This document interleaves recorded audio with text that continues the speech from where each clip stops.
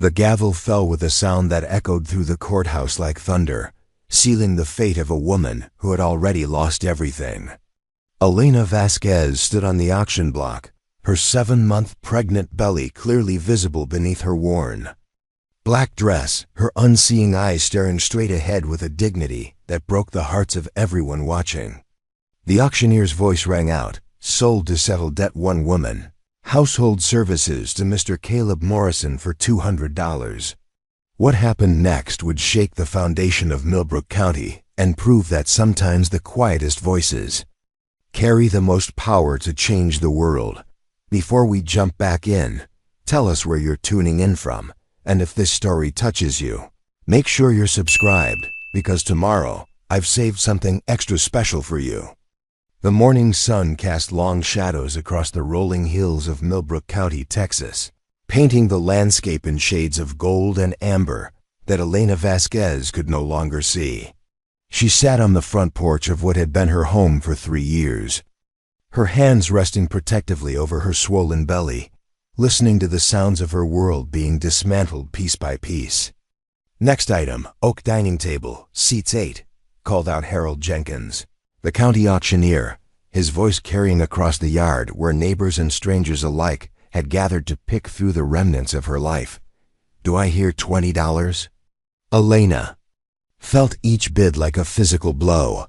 The dining table where she and Thomas had shared their first meal as newlyweds. The rocking chair where she had imagined nursing their child. The wedding china her grandmother had given her, each piece wrapped carefully in tissue paper that Thomas had helped her organize by touch after the accident took her sight. $60 going once, going twice, sold to Mrs. Patterson from the general store. Dr. Samuel Wright, the only physician in Millbrook County, climbed the porch steps with heavy footsteps. Elena didn't need to see his face to know it carried the same mixture of sympathy and helplessness she had grown accustomed to over the past month. "Elena," he said gently, settling into the chair beside her, "you don't have to stay for this. My wife would be happy to have you wait at our house until it's over." Elena shook her head, her dark hair catching the morning light. "I need to hear it all, Dr. Wright. I need to know where everything goes so I can picture it in its new homes." Thomas had been dead for 6 weeks. 6 weeks since the mine collapse that had taken him and 4 other men, leaving behind widows and children in a town that barely had enough work to support the living. The mining company had expressed their condolences and paid for the funerals, but the medical bills from Thomas's 3-day fight for life in the county hospital had consumed their savings and more. "The debt isn't your fault, Elena," Dr. Wright said, the same words he had repeated countless times. "Thomas's injuries required treatment we simply weren't equipped to provide here. If we had a proper hospital with modern equipment, but we don't," Elena interrupted, not unkindly. "And dwelling on what might have been won't change what is." The irony wasn't lost on her that the very medical bills she couldn't pay were owed to the man sitting beside her. Dr. Wright had done everything possible to save Thomas, had even brought in specialists from Dallas at his own expense. But Millbrook County's small clinic was no match for the internal injuries Thomas had sustained. "Mrs. Elena Vasquez," the auctioneer's voice suddenly boomed, causing her to straighten in her chair. "Age 24, experienced in household management, cooking, and needlework. Pregnant with first child, due in approximately 2 months. Bidding starts at $50 to cover remaining medical debt." Elena felt the world around her go silent, as if the universe itself had paused to witness this moment of ultimate humiliation. Personal debt auctions had been outlawed in most of Texas, but Millbrook County operated under outdated statutes that the rest of the state had forgotten existed. She was being sold like property, her unborn child included in the transaction. "This is barbaric," Dr. Wright muttered, his voice tight with anger. "I should never have allowed." "You had no choice," Elena said firmly. "The county demanded payment, and this was the only legal way to satisfy the debt. At least this way, the child and I will have food and shelter. The bidding started slowly, hesitantly. $50 from Old Man Peterson, who owned the grain mill and had a reputation for working his employees to exhaustion. $75 from the Jameson family, who needed help with their 7 children but were known for their harsh treatment of hired help. Alina listened to her future being decided by strangers, each bid representing a different kind of captivity. She had accepted her fate weeks ago when Dr. Wright first explained the legal proceedings, but hearing it made real still felt like drowning in slow motion. $100, called a voice Alina didn't recognize. It was deep, quiet, and carried an authority that made the crowd turn to locate its source. "I have 100 from the gentleman in the back," the auctioneer announced. "Do I hear 120? Alina strained to hear more about this new bidder, but the voice didn't speak again. She knew most of the voices in Millbrook County had spent 3 years learning to identify people by their speech patterns and footsteps after the industrial accident at the textile mill had taken her sight. This voice was unfamiliar, controlled, and strangely gentle despite its firmness. 120 from the Jamesons, the auctioneer continued. "Do I hear 150? The mysterious voice responded immediately. $200. A murmur went through the crowd. $200 was more than many families in Millbrook County saw in 6 months. Alina heard shuffling feet and whispered conversations as people tried to identify the generous bidder. $200 going once, the auctioneer called. Going twice. Alina's heart pounded as she waited for someone to outbid this stranger. Part of her hoped they would, because the unknown was terrifying when you couldn't see what lay ahead. But another part of her was curious about someone who would bid so decisively, so generously for a woman and child he didn't know, sold to. Mr. Caleb Morrison for $200. The name hit Alina like a revelation. Caleb Morrison. She had heard whispers about the Morrison Ranch, located 15 miles outside of town in the hill country. The previous owner had been a recluse who rarely came to town, and when he died 2 years ago, his nephew had inherited the property. People said the nephew was strange, quiet to the point of being mute, and that he lived alone on thousands of acres with only cattle and horses for company. Dr. Wright leaned closer to her ear. "Alina, I don't know anything about this man. He's never even been to the clinic. Are you sure you want to go through with this?" Alina pressed her hands against her belly, feeling the baby's strong kicks in response to her elevated heartbeat. "I don't have a choice, Dr. Wright. The auction is final." As the crowd began to disperse, Alina heard deliberate footsteps approaching the porch. They were measured, careful, as if the person was trying not to make too much noise. When they stopped, in front of her, she caught the scent of leather, hay, and something else soap, as if he had cleaned up before coming to town. "Mrs. Vasquez." The voice was the same one that had bid on her, but now she could hear subtle qualities she had missed before. There was kindness in it, and a careful respect that surprised her. "I'm Caleb Morrison." Alina stood, her hand trailing along the porch railing for guidance. "Mr. Morrison, I suppose I should thank you for your purchase." She heard Dr. Wright shift uncomfortably beside her, but Caleb Morrison's response surprised them both. "Ma'am, I want you to understand something right away. I didn't buy you. I bought your debt. There's a difference. You'll have a place to stay and food to eat until after your baby is born, and then we'll figure out what comes next. You're not my property, and you're not my servant." The words were spoken so quietly that Alina had to lean forward to catch them all, but they carried a conviction that made her throat tight with unexpected emotion. "I don't understand," she said carefully. "The auction terms were clear. I'm obligated to provide household services." The auction terms were barbaric. Caleb interrupted, his voice carrying the first hint of anger she had heard. "But they're also flexible.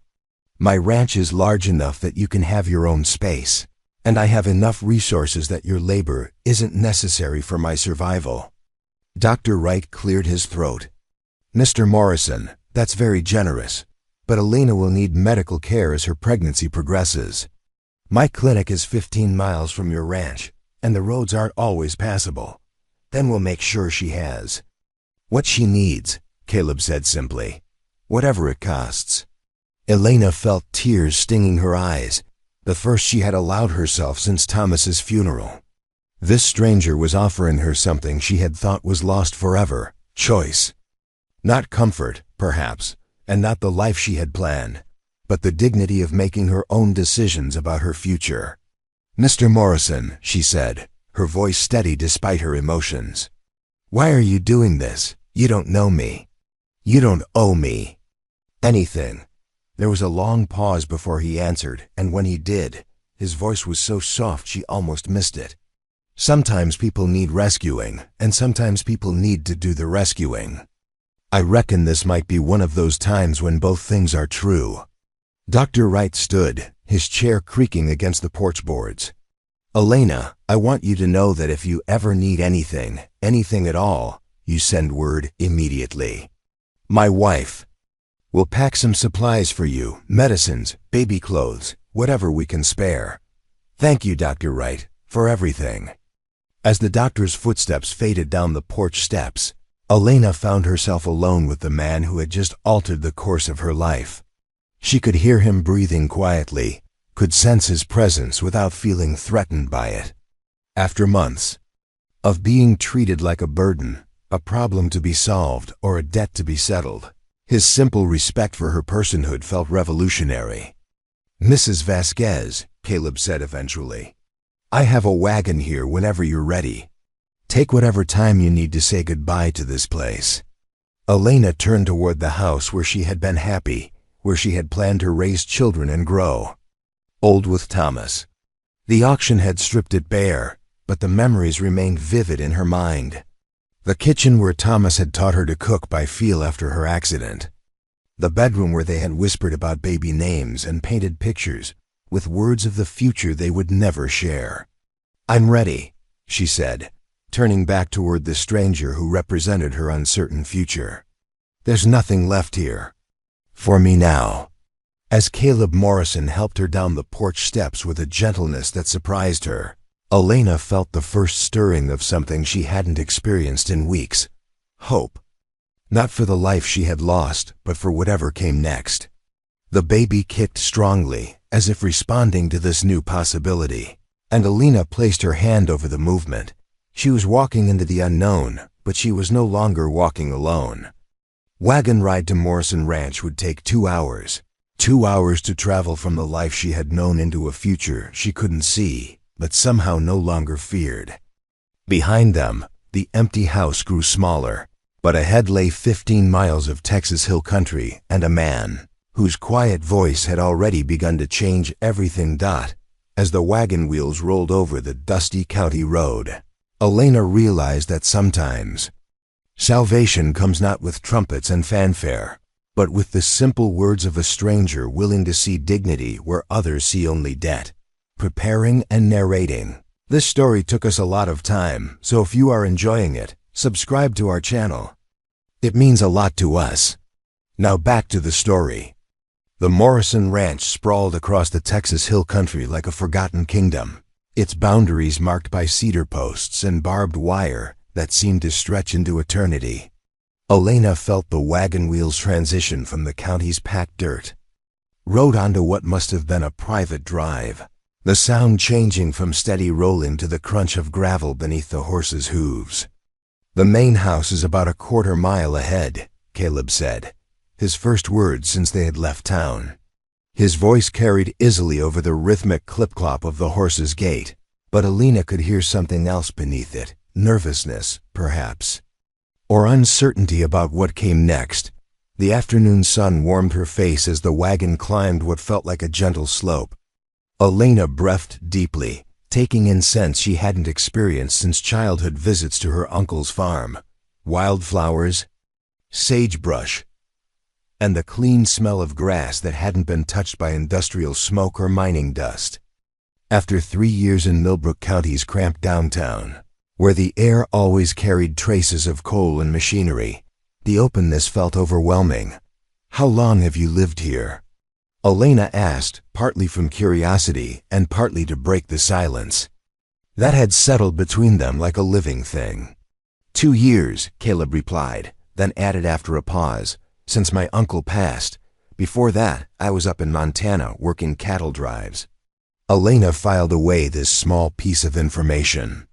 Montana explained the careful, measured way he spoke. Men who spent months on the range with only cattle and sky for company often forgot how to make unnecessary conversation. But there was something else in his voice, a quality she couldn't quite identify. Not sadness exactly, but the kind of quiet that comes from carrying burdens too heavy to share. The baby shifted inside her, responding to the wagon's gentle swaying motion. Elena placed both hands on her belly, feeling the firm outline of what might be a foot or elbow pressing against her ribs. 7 months along, and still the reality of impending motherhood felt abstract, like a story she was telling herself about someone else's life. "The house is just ahead," Caleb said, and Elena heard him pull gently on the reins. The wagon slowed, then stopped. "It's not much to look at, but it's solid. Built to last." Elena waited while Caleb climbed down from the driver's seat, his boots hitting the ground with a soft thud. She heard him walk around to her side of the wagon, his footsteps deliberate and unhurried. "Mrs. Vasquez," he said, and she felt his hand touch her elbow gently. "Let me help you down." His assistance was careful but not patronizing, Elena noticed. He guided her without trying to lift or carry her, allowing her to find her own footing on the wagon step and then the ground. It was the approach of someone who understood that independence was valuable even when help was necessary. "The front porch runs the length of the house," Caleb explained as they walked slowly toward what Elena assumed was the main entrance. 3 steps up, then about 20 feet of covered porch. The door is solid oak, opens inward. Elena was surprised by the detailed description. Most people either over-explained everything in a way that felt condescending, or assumed she could navigate entirely by instinct. Caleb's approach was practical, giving her the information she needed without making her feel either helpless or burdensome. The house smelled like beeswax and wood smoke when they entered, with underlying notes of leather and something Elena couldn't immediately identify, perhaps the aroma of herbs drying somewhere nearby. The floorboards were solid beneath her feet, and she could tell from the way sound carried that the ceilings were high. "The main room runs most of the length of the house," Caleb said, his voice taking on a slightly formal quality, as if he was giving a tour to a guest rather than showing a new arrival to what would be her home. "Kitchen and dining area to the left, sitting area with the fireplace to the right. 2 bedrooms upstairs, 1 down here that I use as an office. There's a washroom off the kitchen." Elena listened carefully, building a mental map of the space. After living in the cramped 2-room apartment above the general store that she and Thomas had called home, the size of this house felt almost overwhelming. "Where would you like me to stay?" she asked, trying to keep her voice neutral. The terms of her situation were still unclear, and she didn't want to assume too much about Caleb's generosity. "The bedroom downstairs," he said immediately. "It has its own entrance from the side porch, so you can come and go as you please. The furniture isn't much, just a bed, dresser, and chair, but if you need anything else, we can arrange it." Elena felt a tightness in her chest that she hadn't expected. Privacy, the luxury of her own space, her own entrance, her own ability to make choices about when to interact and when to retreat. After weeks of staying with various neighbors who had taken her in out of obligation rather than desire, the offer felt almost too generous to accept. "Mr. Morrison," she said carefully, "I want to be clear about my obligations." The auction terms, Caleb interrupted, his voice taking on an edge of irritation, "were designed to ensure that Dr. Wright received payment for his services and that you and your child had shelter. Both of those things can be accomplished without treating you like hired help. Elena heard him move across the room, his footsteps stopping near what must have been the fireplace. I live simply, he continued, his voice softer now. I cook my own meals, tend my own clothes, keep my own house. I don't need someone to take care of me. What I have is space and resources, and right now, you need both of those things. The baby kicked sharply, making Elena gasp and press her hand to her side. The movement was strong enough that she had to steady herself against what felt like a wooden doorframe. Are you all right? Caleb's voice was immediately closer, filled with concern. Fine, Elena said, breathing through the discomfort. The baby is just active today. All the traveling, probably.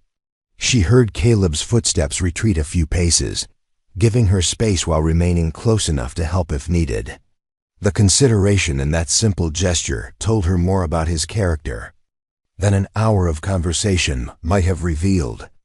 Mrs. Vasquez, he said after the moment passed, there's something I should explain about this arrangement. About why I bid on your debt. Elena straightened, sensing that whatever came next would be important. My uncle Samuel Morrison was a doctor before he inherited this ranch, Caleb began, his voice taking on a quality Elena hadn't heard before. Personal, invested. He came out here to retire, but he couldn't stop being a doctor. He treated anyone who needed help, didn't matter if they could pay or not. Elena listened carefully, beginning to understand that this wasn't just background information. This was the beginning of an explanation that might make sense of her unlikely rescue. When he died, Caleb continued, I found his papers. Records of every patient he'd treated, every bill he'd never collected, every family that couldn't afford medical care. Your husband's name was in those records, Mrs. Vasquez. Uncle Samuel had treated him twice for mining injuries, never charged a cent. Elena felt the world shift around her. Thomas had never mentioned free medical treatment, had never spoken of any doctor other than Dr. Wright. But then, Thomas had been proud, sometimes stubbornly so, about accepting charity. More than that, Caleb said, his voice growing quieter. Uncle Samuel had plans. Detailed plans for building a proper hospital in Millbrook County. He'd been corresponding with doctors in Dallas, architects, even politicians about funding. He wanted to make sure what happened to your husband never happened to anyone else. Elena's throat tightened. The idea that there had been plans, hope, a vision for better medical care in their isolated county, felt almost cruel in its timing. The plans are still here, Caleb said. Along with most of the money Uncle Samuel had set aside for the project. When I heard about the auction, about why you were in debt, it seemed like. He paused as if searching for the right words. It seemed like Uncle Samuel would have wanted me to do something. Elena sank into what felt like a wooden chair, overwhelmed by the revelation. Her husband's death, their crushing debt, her humiliating auction, all of it connected to a dream of better medical care that had died with an old man she'd never met. Mr. Morrison, she said finally, are you telling me that your uncle left money for a hospital? More than money, Caleb replied. He left detailed plans, correspondence with specialists willing to relocate to rural Texas, even architectural drawings for a facility that could serve 3 counties. What he didn't leave was someone willing to carry forward his vision. Elena felt the baby shift again, this time more gently, as if responding to her changing emotions. Hope was a dangerous thing for someone in her position, but she couldn't help the flutter of possibility that rose in her chest. What does this have to do with me? She asked, though she was beginning to suspect the answer. Uncle Samuel's notes mentioned the need for someone to manage the practical aspects of the hospital project. Someone who understood the community, who had experience with the kind of suffering that inadequate medical care causes.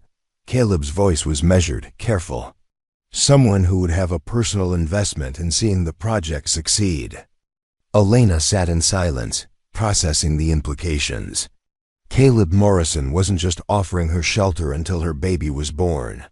He was offering her a purpose, a way to honor Thomas's memory while building something that might prevent other families from experiencing their tragedy. "You barely know me," Elena said finally. "How do you know I'm capable of managing such a project?" "I don't," Caleb admitted. "But I know you've managed a household, managed your own care after losing your sight, managed to maintain your dignity through circumstances that would have broken most people. And I know that sometimes the best leaders are the ones who understand from personal experience what failure costs." Elena stood and walked carefully toward the sound of Caleb's voice, using her hand to trail along furniture until she was closer to where he stood. "Mr. Morrison," she said, "if I agree to help with this hospital project, what would that mean? What would my role be?" "It would mean," Caleb said, his voice carrying new energy, "that instead of being rescued, you'd be doing the rescuing. You'd be helping to build something that could save lives for generations." Elena felt tears welling in her eyes, not tears of grief this time, but tears of something she hadn't felt since before Thomas's accident: purpose. The possibility of contributing something meaningful to the world, of ensuring that her child would grow up in a place where medical emergencies didn't mean death sentences. "There's one thing I need to know," Elena said. "Why haven't you started this project yourself? You have the money, the plans, the resources. What do you need me for?" Caleb was quiet for a long moment. When he finally spoke, his voice carried a vulnerability Elena hadn't heard before. "Because I'm not good with people, Mrs. Vasquez.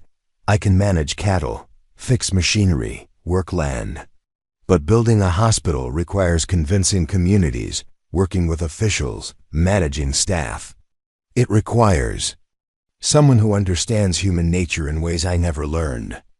Elena understood. The silent rancher who had bid on her debt, who lived alone with thousands of acres for company, was admitting that he needed what she could offer: the ability to connect with people, to understand their needs, to bridge the gap between vision and reality. "If I say yes," Elena said carefully, "I want to be clear about the terms. This wouldn't be charity. I'd be working, contributing, earning my place here." "Yes," Caleb said immediately. "Equal partners in Uncle Samuel's vision." Elena extended her hand toward the sound of his voice. "Then yes, Mr. Morrison, let's build a hospital." His handshake was firm, calloused from ranch work, but gentle enough to convey respect rather than dominance. As their hands clasped, Elena felt something she hadn't experienced since Thomas's death: the sense that she was beginning something rather than simply surviving something. Outside, the Texas sun was setting over the hill country, painting the sky in colors Elena could only imagine. But inside the Morrison ranch house, two unlikely partners were beginning to plan something that would change not just their own lives, but the lives of everyone in Millbrook County. The silent rancher had indeed rescued the blind widow from the auction block.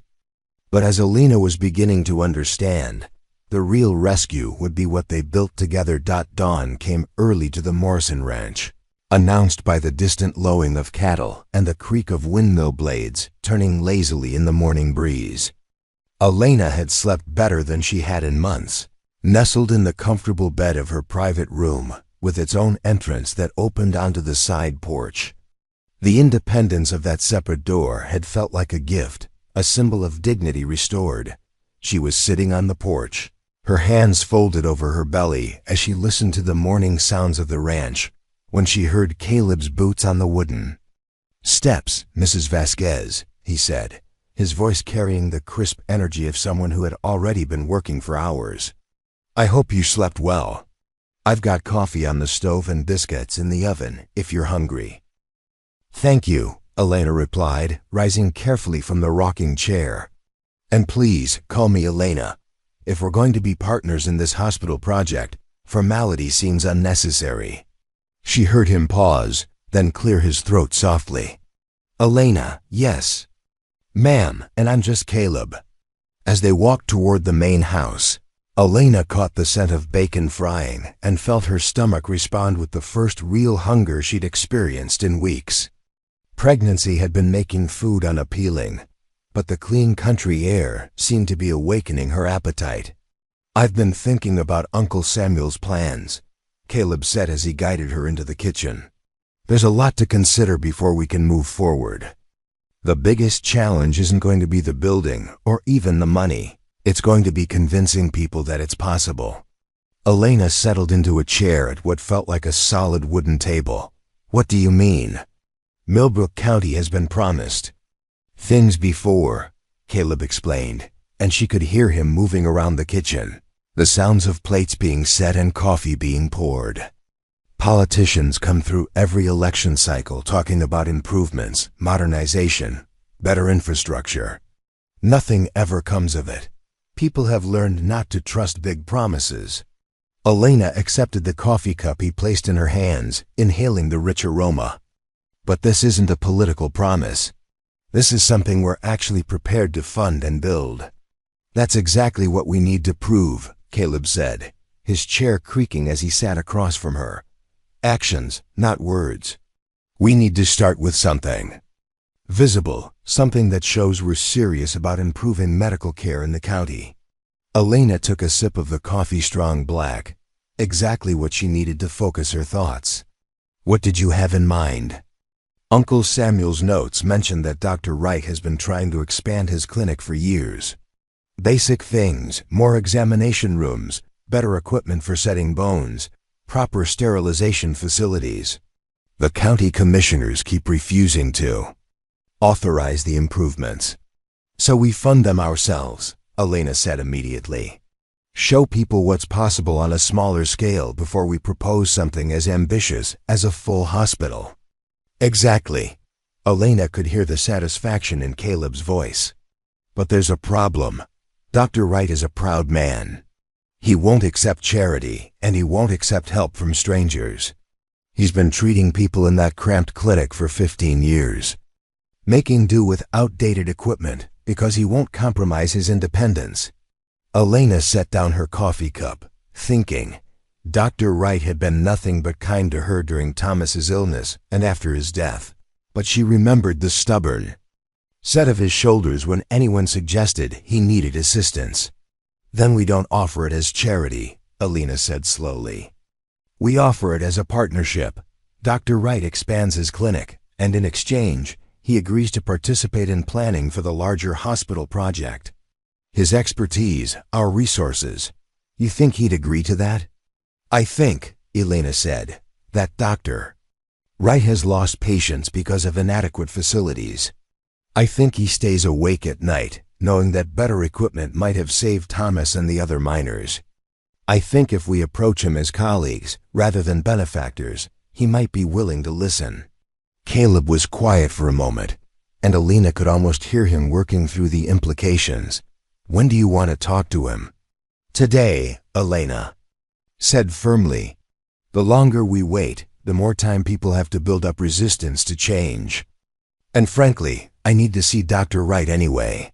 The baby is due in 6 weeks, and I should establish regular checkups." "I'll hitch up the wagon," Caleb said, already pushing back his chair. "Caleb," Elena's voice stopped him. "Before we go, I need to understand something. What happens if this doesn't work? What happens if the community refuses to support the hospital, or if we encounter problems we can't solve?" Caleb was quiet for so long that Elena wondered if he had left the room. When he finally spoke, his voice carried a weight she hadn't heard before. "My uncle died believing that isolation and inadequate medical care were solvable problems. He said he died frustrated that he couldn't convince anyone else to share his vision. I watched him spend the last 2 years of his life writing letters, making plans, setting aside money for a project that no one else thought was possible." Elena heard him move to the window, his boots creaking on the wooden floor. "The day he died," Caleb continued, "he made me promise to find a way to build that hospital. Not for him, but for all the people who would die without it. So if this doesn't work, we try something else." If that doesn't work, we try again. We keep trying until we succeed or until there's no one left to save. Elena felt the baby shift. Inside her, a strong kick that made her press her hand to her side. This child would grow up in Millbrook County, would be at risk from the same medical isolation that had killed its father.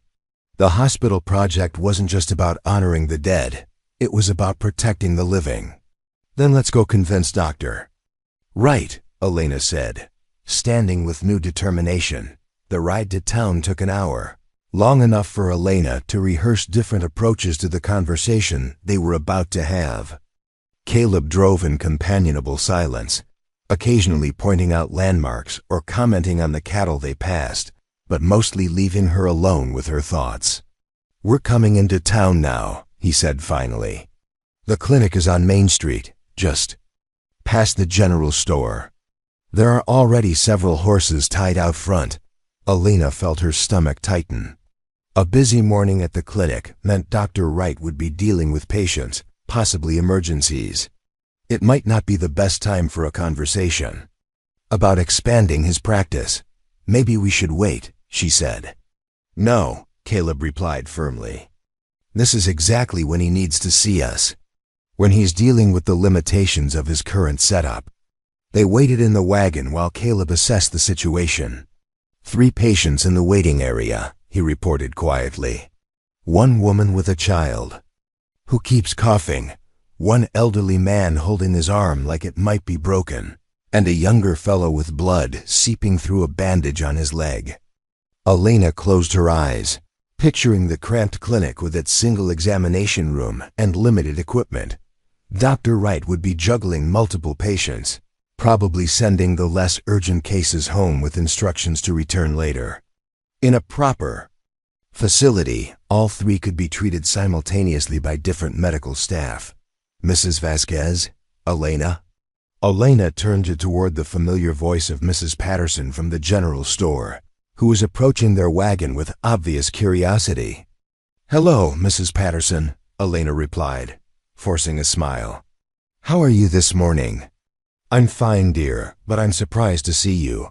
I heard about about your situation. This is Mr. Morrison, I assume. The woman's voice carried the particular tone that meant gossip was being gathered for later distribution. Yes, ma'am, Caleb said politely. Caleb Morrison, I see. And you're bringing Elena to see Dr. Wright for her condition? Elena felt her face flush. Mrs. Patterson's question was innocent enough, but the implication was clear that Elena was now dependent on Caleb's charity for even basic medical care. Actually, Elena said, straightening in the wagon seat, we're here to discuss a business proposition with Dr. Wright. Mr. Morrison and I are exploring ways to improve medical facilities in Millbrook County. Mrs. Patterson's intake of breath was audible. Business proposition? What kind of business could you possibly? The kind that might prevent other families from going through what Elena experienced. Caleb interrupted, his voice carrying a quiet authority that stopped Mrs. Patterson's questions. Well, Mrs. Patterson said after a moment, her tone shifting to something more cautious. I suppose that single quotes admirable, though I can't imagine what Dr. Wright would think of such grand plans. Elena heard the skepticism in the woman's voice and realized this conversation was a preview of what they would face throughout the community. People who had lived with limitations for so long that they couldn't imagine alternatives. People who had been disappointed by promises before and had learned to distrust anyone who claimed they could make things better. I guess we'll find out, Elena said calmly. As Mrs. Patterson walked away, Elena could practically feel the woman's curiosity and skepticism radiating behind them. By evening, the entire town would know that the blind widow who had been auctioned for debt was now claiming to have business with the town doctor. That went about as well as expected, Caleb observed quietly. It's going to get worse before it gets better, Elena replied. Are you prepared for that? Are you? Elena considered the question seriously. Opposition from the community was inevitable. People would question her qualifications, her motivations, her right to propose changes to systems that had been in place for decades. They would whisper about the pregnant widow who thought she could revolutionize rural medicine. "Yes," she said. "Finally, I'm prepared for that." Are you prepared for the possibility that some of the opposition will be directed at you personally? People might wonder why a successful rancher would partner with someone in my situation. Caleb was quiet for a moment. "Elena, I've been wondering about something. Why did you agree to this partnership so quickly? You barely know me." "For all you know, I could be using you to legitimize my uncle's plans, or taking advantage of your situation for my own purposes." Elena turned toward him, surprised by the directness of the question. "Do you really want to know?" "Yes." "Because," Elena said slowly, "when you bid on my debt, you could have gotten exactly what the auction promised: household services from someone who had no choice but to comply. Instead, you offered me dignity, privacy, and partnership. Someone who would exploit my situation wouldn't have made those choices." She paused, feeling the baby's movement as if responding to her elevated emotions. "And because," she continued, "I've spent weeks feeling helpless while other people made decisions about my future. This hospital project gives me the chance to make decisions that could affect other people's futures. That's worth the risk of trusting someone I barely know. Even if it fails, especially if it fails," Elena said firmly. "Because at least we'll have tried. At least we'll have refused to accept that things have to stay the way they are." Dr. Wright emerged from the clinic at that moment, looking harried and exhausted. He noticed their wagon immediately and walked over with the weary smile of someone who had already dealt with more than he expected before noon. "Elena, Mr. Morrison," he said, wiping his hands on a stained apron. "I hope this isn't an emergency. I've got 3 patients backed up in a broken bone that needs setting." "Actually, Dr. Wright," Elena said, "we're here because of those 3 patients and that broken bone. We think there might be a way to help you handle situations like this more effectively." Dr. Wright's expression shifted from polite attention to sharp focus. "What kind of help?" Elena took a deep breath, knowing that the next few minutes would determine whether their partnership with the town's only doctor was possible. "The kind that would give you proper examination rooms, modern equipment, and enough space to treat multiple patients simultaneously," she said. "The kind that would mean you never again have to choose between treating a child's cough and setting an old man's broken arm." Dr. Wright stared at her for a long moment, then looked at Caleb, then back at Elena. "I think," he said slowly, "we need to have a longer conversation. Can you come back this afternoon when I've finished with these patients?" "We'll be here," Elena promised Dot as they drove away to wait for the afternoon appointment. Elena felt the first real stirring of hope since Thomas's death. Dr. Wright hadn't dismissed their proposal immediately. He hadn't questioned her qualifications or expressed skepticism about their resources. He had simply asked for time to consider their offer properly. "One down," Caleb said quietly. "The hardest one," Elena corrected. "If Dr. Wright supports us, we have medical credibility. If he opposes, U.S. will never get community acceptance." The afternoon meeting would determine whether their vision of improved medical care for Millbrook County had any chance of becoming reality. But for the first time since the auction, Elena felt like she was actively working toward a future rather than simply surviving the present. The battle lines were being drawn, and Elena Vasquez was ready to fight. The afternoon sun slanted through the clinic's dusty windows, casting long shadows across the cramped waiting room where Elena and Caleb sat surrounded by the evidence of Dr. Wright's daily struggles. A broken examination table leaned against one wall, its leather surface cracked and held together with strips of cloth. Medical supplies were stacked in makeshift wooden crates, and the single oil lamp that provided additional light flickered ominously, casting dancing shadows that made the small space feel even more confined. Dr. Wright emerged from his examination room, his shirt sleeves rolled up and his face showing the strain of a particularly difficult afternoon. Behind him, Elena could hear the muffled voices of a woman comforting a child, his last patients of the day. "Mrs. Henderson, make sure Tommy keeps that splint dry," Dr. Wright called over his shoulder. "Bring him back in a week so I can check." "The healing." "Thank you, doctor," came the grateful reply. "We'll find a way to pay you, I promise." "Don't worry about it now," Dr. Wright said gently. "Focus on getting that boy well." Elena heard the family gather their belongings and shuffle toward the door, their footsteps hesitant as if they wanted to say more, but didn't know how to express their gratitude. After they left, silence settled over the clinic like dust, broken only by the tick of an old clock and the distant sounds of Main Street activity. 15 years, Dr. Wright said finally, settling into a chair across from them with a heavy sigh. 15 years of treating broken bones with inadequate equipment, delivering babies by lamplight, and watching good people suffer because I don't have the resources to help them properly. Elena leaned forward, sensing that Dr. Wright was wrestling with something larger than their specific proposal. "Tell us about today," she said quietly. "What happened with your patients?"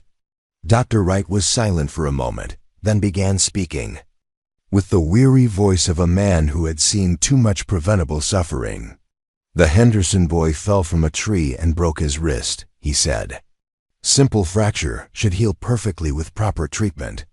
But I had to set it by feel because my X-ray equipment broke down 3 months ago and I can't afford to replace it. The elderly gentleman, Mr. Foster, has what I'm almost certain is pneumonia, but I can't confirm it without proper diagnostic tools. And Mrs. Garcia's baby has been running a fever for 3 days, but I'm treating her in the same room where I just set a broken bone because I only have 1 examination space." Elena felt each example like a physical blow. These were exactly the scenarios that proper medical facilities could address: separate treatment areas, modern diagnostic equipment, adequate lighting, and sterilization capabilities. "Dr. Wright," Caleb said, his voice careful and respectful, "what would you need to treat those patients the way they deserve to be treated, at minimum?" Dr. Wright rubbed his temples. 3 examination rooms, proper surgical lighting, basic X-ray capability, a separate area for treating infectious diseases, and enough space for patients to wait without overcrowding. In other words, a complete reconstruction of everything. "I have here. What if that were possible?" Elena asked. "What if you could have all of those things?" Dr. Wright looked at her sharply. "Elena, I appreciate what you're trying to do, but rebuilding this clinic would cost more money than this entire town sees in a year. Where would you possibly get that kind of funding?" Elena felt Caleb shift beside her, and she knew he was waiting for her to take the lead in this conversation. The partnership they had formed was still new, but already she understood that his strength lay in quiet support while hers was in direct communication. "Dr. Wright," she said, "before I answer that question, I need to ask you something. If money weren't an issue, if you could have any facility you wanted, what would you build?" The doctor stared at her for a long moment, as if trying to determine whether she was serious or simply indulging in impossible dreams. "You really want to know?" he asked finally. "I really want to know." Dr. Wright stood and walked to a cabinet in the corner of the room. He pulled out a worn leather portfolio and brought it back to the table, opening it to reveal detailed sketches and handwritten notes. "I've been drawing these plans for 5 years, he said, his voice taking on a quality Elena hadn't heard before. Hope, mixed with frustration. A medical facility that could serve not just Millbrook County, but the 3 surrounding counties as well. Emergency surgery capability, maternity ward, isolation rooms for infectious diseases, and enough staff to provide 24-hour care. Elena heard papers rustling as Dr. Wright spread out his drawings. 6 examination rooms, 2 surgical suites, a pharmacy, laboratory space for basic diagnostics, and living quarters for medical staff who would need to stay overnight for emergencies. He continued, his voice growing more animated. I've corresponded with doctors in Dallas who would be willing to relocate if they had proper facilities to work with. Dr. Wright, Caleb said quietly, may I see those plans? Elena heard more paper rustling, then a long silence as Caleb examined Dr. Wright's sketches. These are remarkably similar to plans my uncle left, Caleb said finally. Dr. Samuel Morrison. Did you know him, Samuel Morrison? Dr. Wright's voice rose with surprise. Of course I knew him. We corresponded regularly about medical care in rural Texas. He was the one who encouraged me to develop these plans, who put me in contact with the doctors in Dallas. I was devastated when I heard he had passed. Elena felt pieces of a puzzle clicking into place. Dr. Wright and Samuel Morrison had been collaborating on the same vision that she and Caleb were now trying to realize. They weren't starting from nothing, they were continuing work that had already been begun. Dr. Wright, Elena said carefully, what if I told you that Samuel Morrison left detailed plans for exactly the kind of facility you're describing? And what if I told you that he also left the money to build it? The silence that followed was so complete that Elena could hear her own heartbeat. When Dr. Wright finally spoke, his voice was barely above a whisper. What are you saying?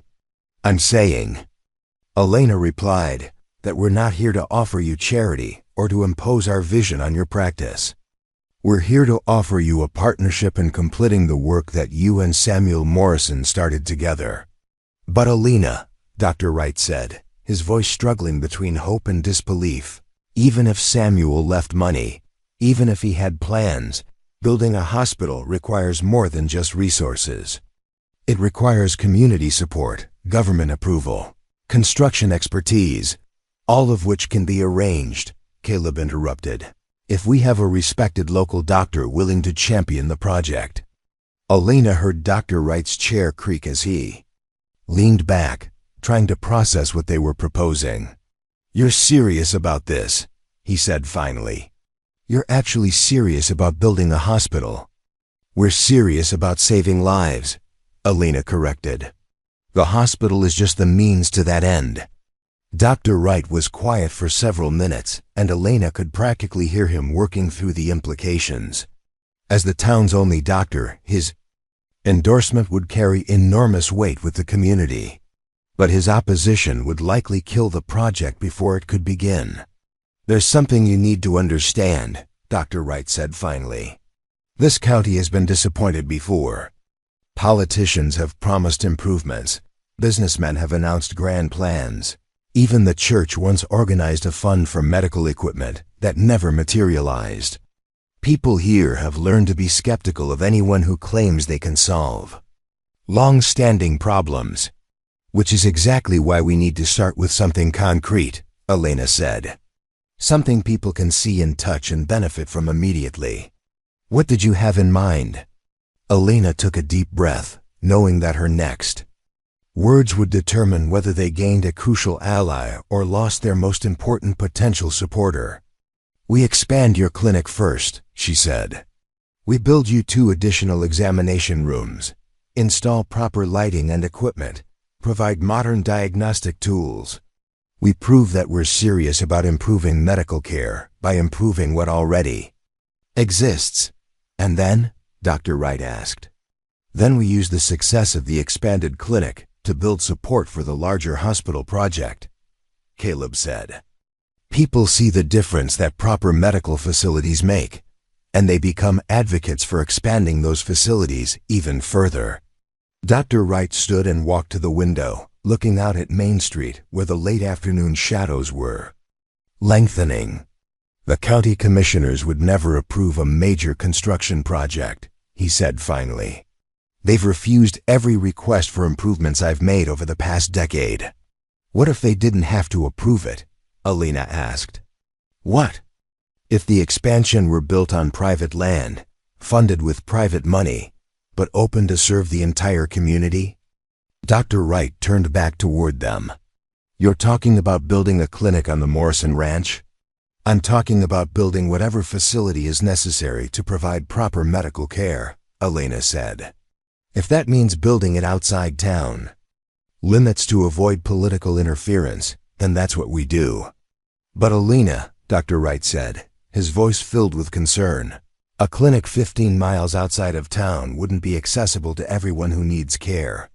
People without transportation, emergency cases, which is why it would only be the first step," Caleb explained. "Once we prove the concept works, once people see the difference that proper facilities make, we use that success to build political support for a hospital in town." Elena felt the baby shift restlessly inside her, as if responding to the tension in the room. In 6 weeks, she would be depending on Dr. Wright's skills to safely deliver her child. The conversation they were having wasn't just about abstract improvements to medical care. It was about her own immediate future. "Dr. Wright," she said, "what would you need to feel confident about delivering my baby? What equipment, what facilities, what support?" Dr. Wright's expression softened. "Ideally, a proper delivery room with surgical backup in case of complications. Adequate lighting, sterilization equipment, and space for family members to wait comfortably. If there were problems during delivery, I'd want to be able to handle them immediately rather than trying to transport you to Dallas in an emergency." "Then let's build that," Elena said simply. "Let's build a facility where you can practice medicine the way you were trained to practice it, where families like mine don't have to choose between inadequate local care and impossible travel to distant hospitals." Dr. Wright returned to his chair and picked up one of his sketches, studying it as if seeing it for the first time. "If we did this," he said slowly, "if we actually built proper medical facilities, it would change everything. Not just for Millbrook County, but for everyone within a 50-mile radius. We could save lives that are currently being lost to distance and inadequate care. Then you'll partner with us?" Elena asked. Dr. Wright set down the sketch and looked directly at her, his expression serious but determined. "I'll partner with you," he said, "but I have conditions." "Name them," Caleb said immediately. "First, any facility we build must be open to everyone, regardless of their ability to pay. I won't be part of creating a medical system that serves only those who can afford it." "Agreed," Elena said without hesitation. "Second, I want input on every aspect of the design and construction. This needs to be a facility that actually serves the medical needs of the community, not just an impressive building." "Agreed," Caleb sighed. "Third," Dr. Wright continued, his voice taking on a firmer tone, "I want guarantees that this project won't be abandoned if it encounters opposition or obstacles. Too many promises have been broken in this county. I won't raise people's hopes unless I'm convinced that you're committed to seeing this through." Elena felt the weight of that condition. Dr. Wright was asking them to promise something that would require years of work, significant financial resources, and the ability to overcome community resistance, political obstacles, and construction challenges. "Dr. Wright," she said finally, "I can't guarantee that we won't encounter problems. I can't promise that every aspect of this project will go smoothly. But I can promise you this: I will not give up on building proper medical facilities for this community. Not as long as there are people who need care, and not as long as I have the resources to provide it.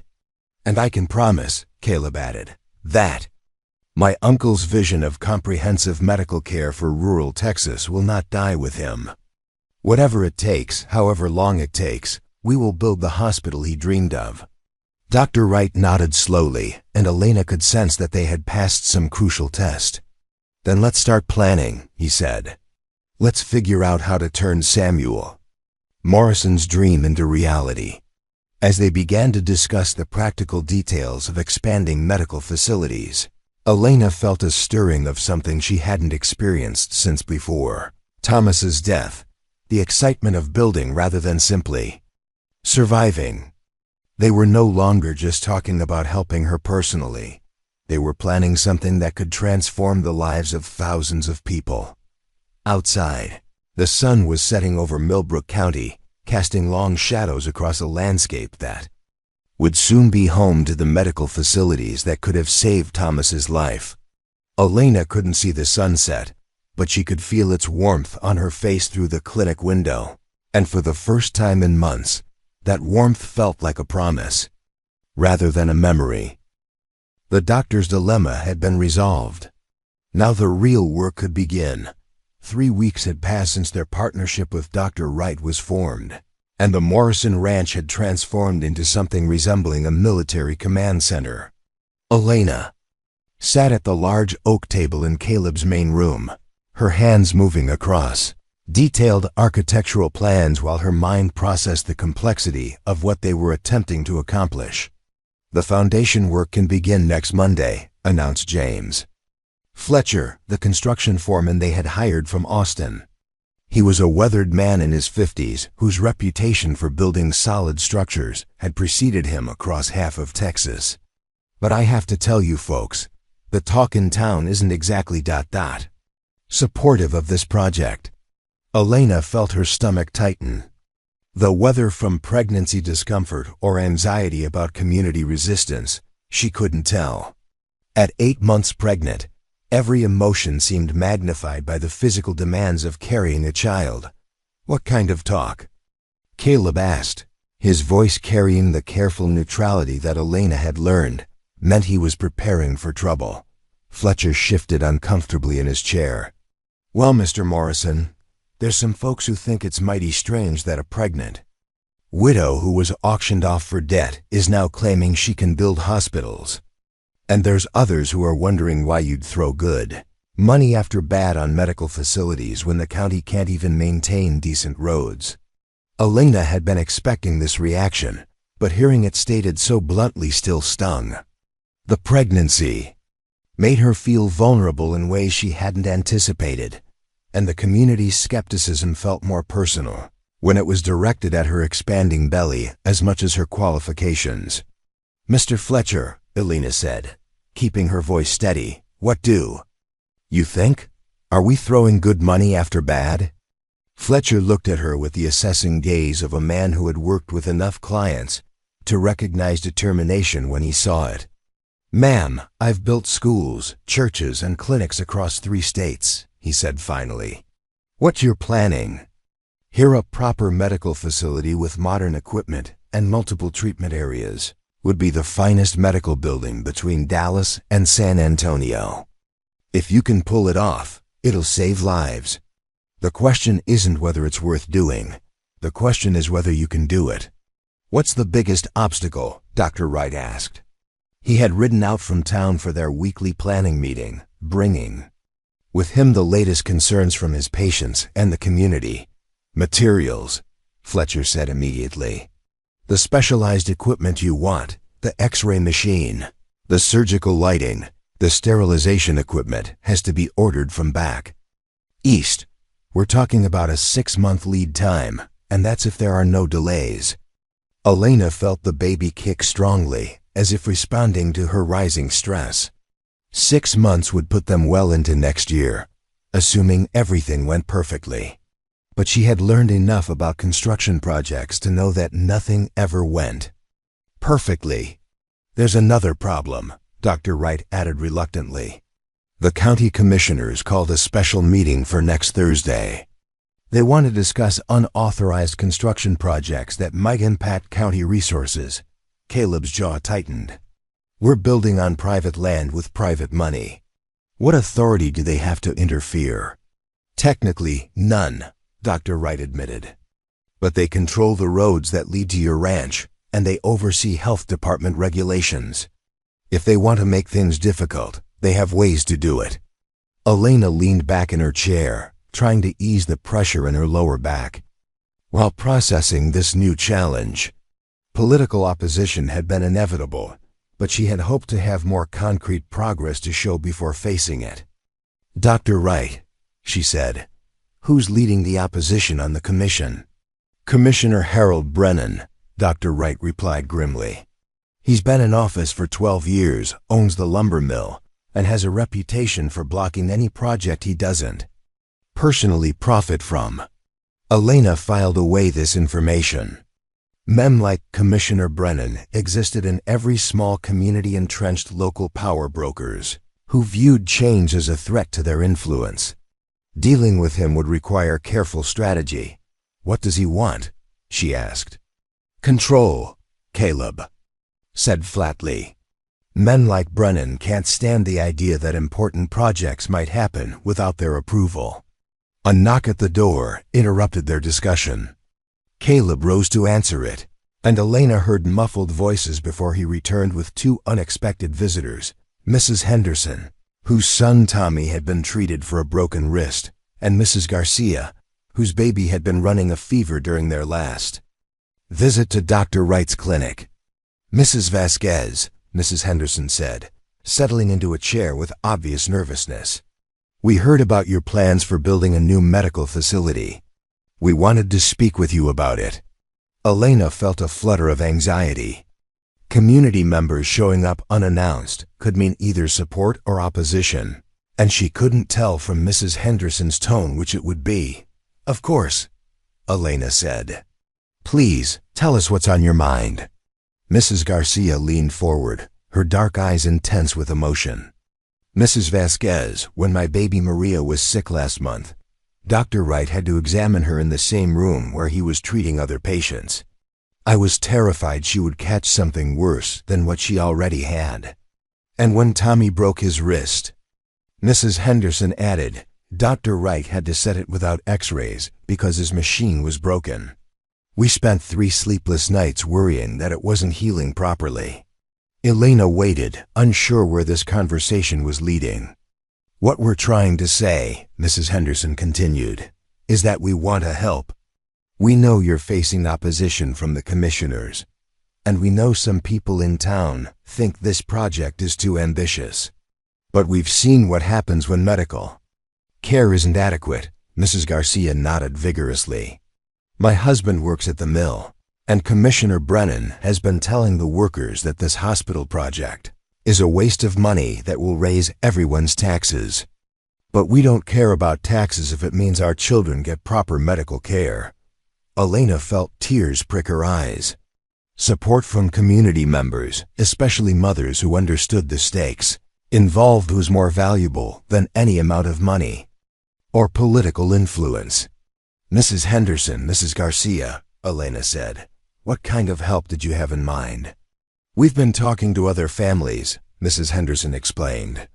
"Families who've had to watch loved ones suffer because of inadequate medical facilities. We want to attend the commissioners' meeting next Thursday and speak in support of your project." Dr. Wright looked surprised. "You realize that could put you at odds with Commissioner Brennan? He has influence over a lot of jobs in this county." "Dr. Wright," Mrs. Garcia said firmly, "my baby's life is more important than Commissioner Brennan's approval. If speaking up helps get us better medical care, then that's what we'll do." Elena felt a surge of hope mixed with protective concern. These women were offering to take personal risks to support the hospital project, but she didn't want their courage to result in economic retaliation against their families. "Mrs. Henderson, Mrs. Garcia," Elena said carefully, "I'm grateful for your support, but I want you to understand what you might be risking. If Commissioner Brennan truly opposes this project, then he opposes better medical care for his own community." Mrs. Henderson interrupted. "Let him explain that to the voters." Caleb had been listening quietly, but now he spoke up.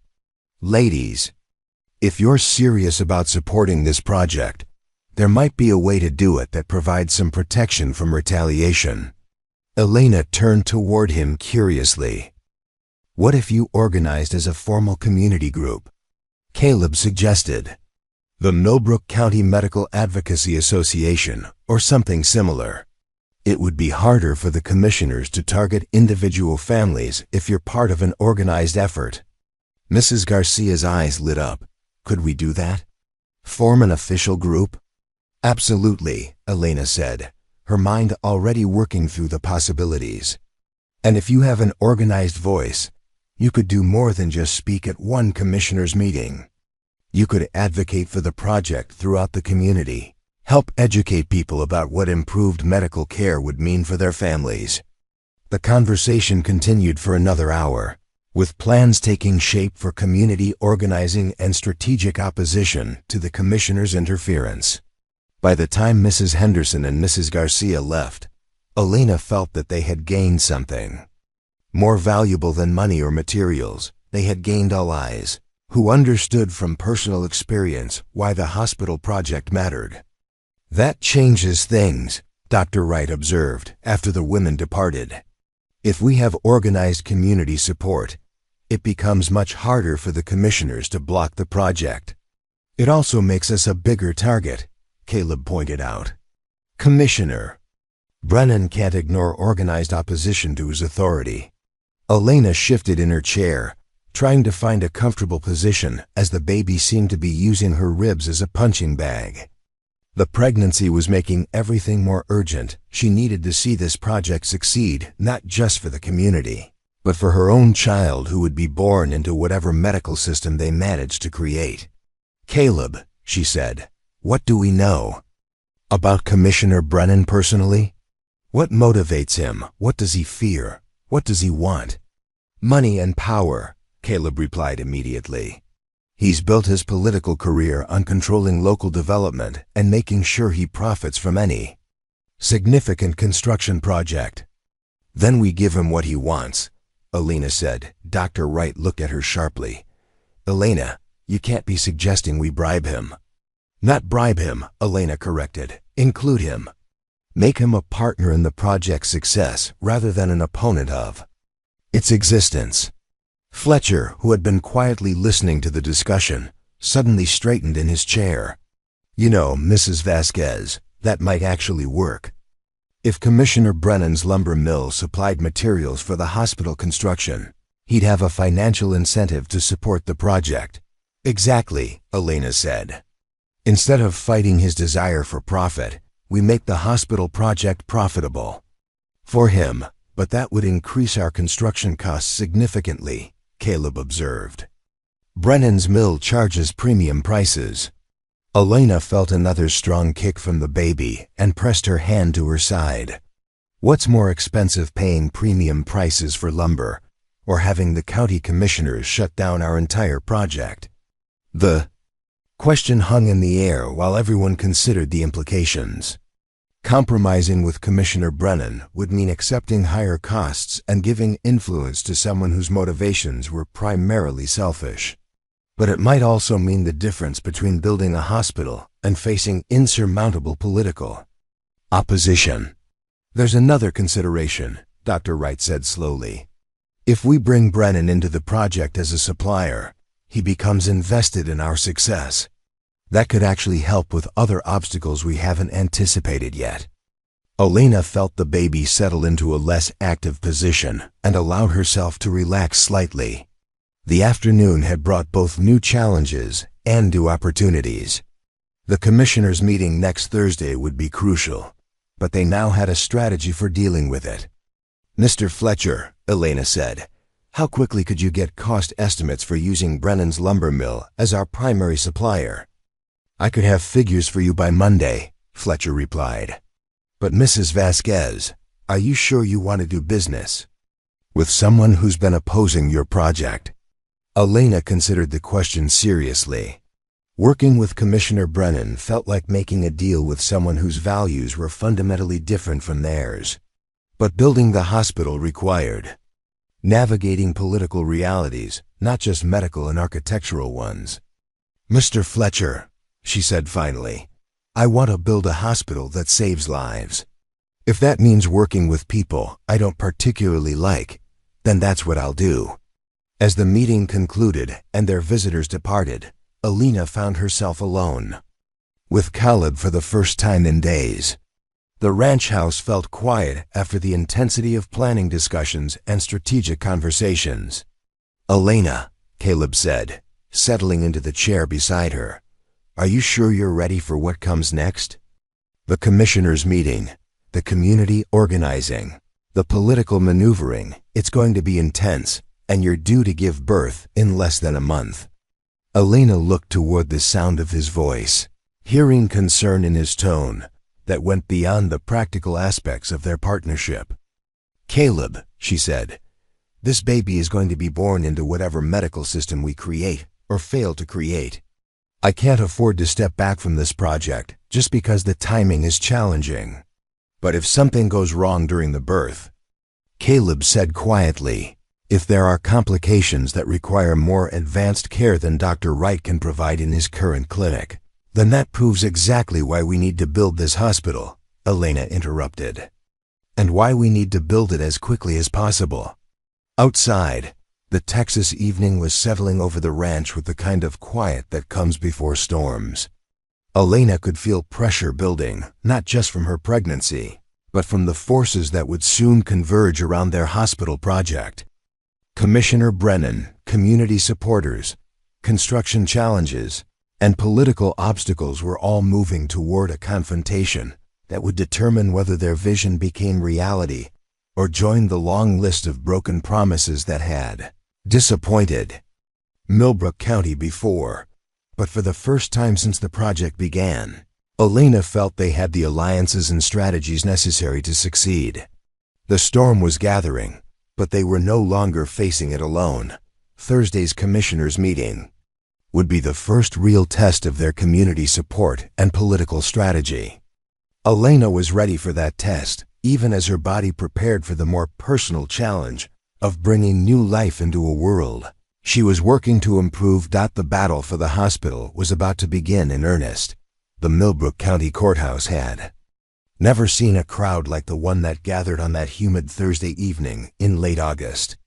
Elena sat in the front row of the packed meeting room, her 8.5-month pregnant belly making the wooden chair uncomfortable, but her determination unwavering.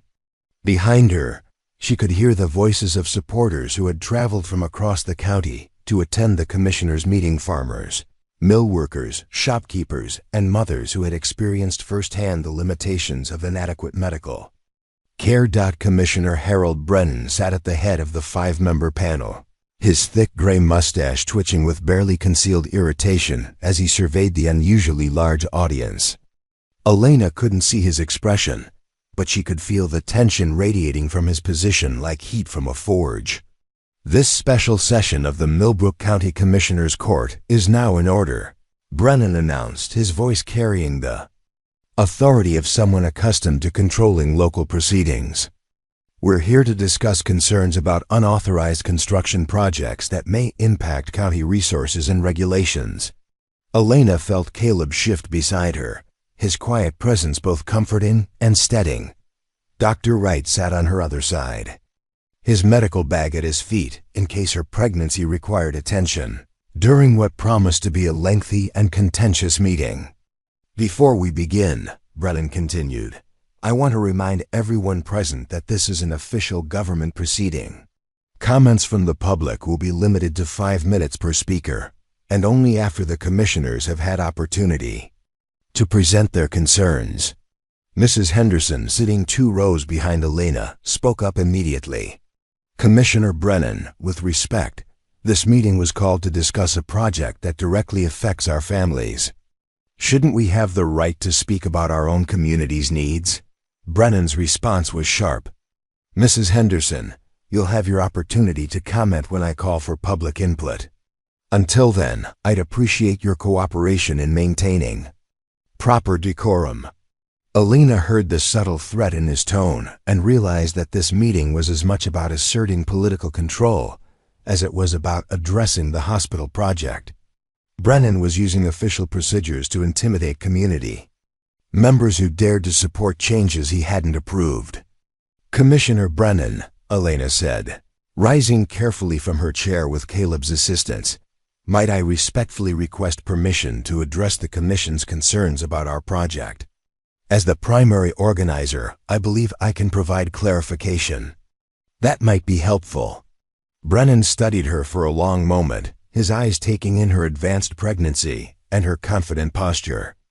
Elena could practically feel him calculating whether denying her request would make him appear unreasonable in front of the packed audience. "Very well, Mrs. Vasquez," he said finally. "You may present your clarifications." Elena moved carefully to the front of the room, accepting Caleb's steadying hand as she positioned herself where her voice would carry clearly to both the commissioners and the audience. "Commissioners," she began, her voice steady despite the baby's restless movements, "I understand your concerns about our medical facility project, and I want to address them directly and honestly." She paused, feeling the weight of dozens of eyes upon her, some supportive, some skeptical, some openly hostile. "First, this project is being built entirely on private land with private funding. We are not requesting county resources, county land, or county financial support. Second, the facility is being designed to serve the entire community regardless of patients' ability to pay. Third, we are following all applicable building codes and regulations with proper permits and professional oversight." Commissioner Janet Torres, the only woman on the 5-member panel, leaned forward with interest. "Mrs. Vasquez, what specific medical services would this facility provide that aren't currently available through Dr. Wright's clinic?" Elena felt a flutter of hope. Commissioner Torres seemed genuinely interested in the project's merits rather than its political implications.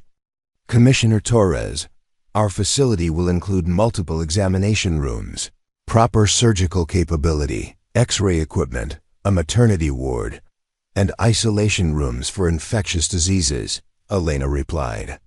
"Most importantly, we'll have the space and equipment necessary to treat multiple patients simultaneously and handle medical emergencies that currently require transport to Dallas."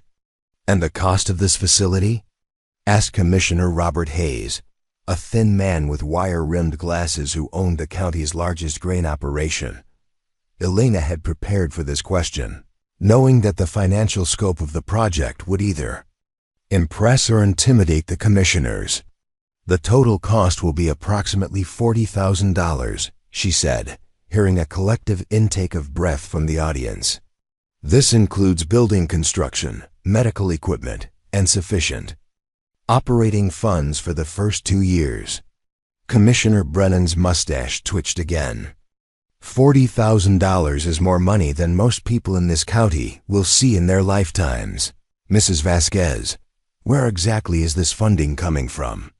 Elena had dreaded this question because it required explaining Samuel Morrison's legacy without appearing to exploit Caleb's family tragedy for political advantage. "The funding comes from the estate of Dr. Samuel Morrison," she said carefully. "Dr. Morrison left detailed plans and financial resources specifically designated for building a hospital to serve rural Texas communities. We are fulfilling his wishes while addressing our community's medical needs." "Dr. Samuel Morrison," Commissioner Torres repeated thoughtfully. "The gentleman who owned the Morrison Ranch before it passed to his nephew."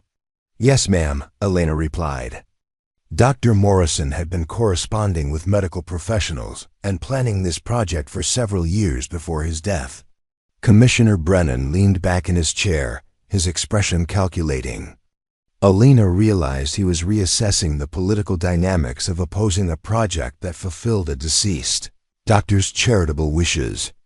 "Mrs. Vasquez," he said slowly, "while this project may be well-intentioned, the commissioners have concerns about its impact on county infrastructure. The roads leading to the Morrison Ranch weren't designed for the increased traffic that a medical facility would generate." Elena felt her heart sink.